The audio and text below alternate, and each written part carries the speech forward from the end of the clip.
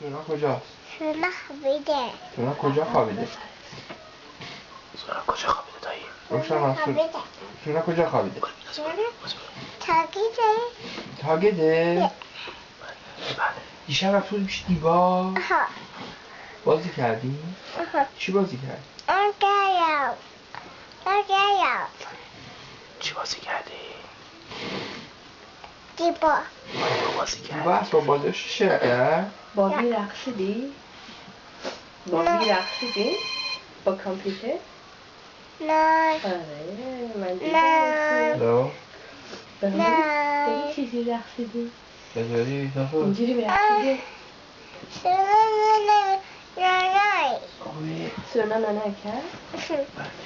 کیا بودن اونجا؟ سونا بود؟ کی بود دیگه؟ سونا خوابیده. بارمان هم بود؟ نه بابا یه تاگیده. بارمان دیشب نبود؟ کی بود؟ بابا بازی کرد. بابام بازی کرد. دیبا شرکت دیبا چیکار کرد؟ کردی با دیبا. بعد دایی ببینم شما میری همون که میری خودتو میشوری. کی میشوره؟ بشور خوبه. کجا رو باید بشوری؟ همون کجا ها رو میشوری؟ سکسانا همون بشور کجا؟ بشور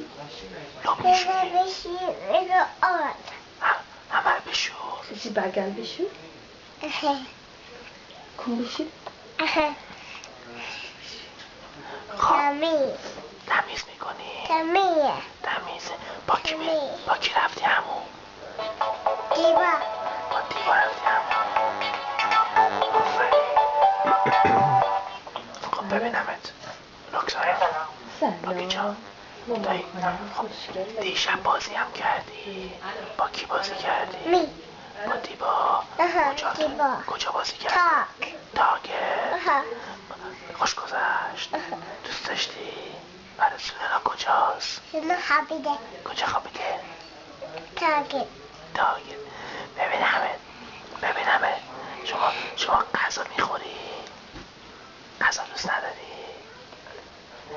ببینم بدونم توی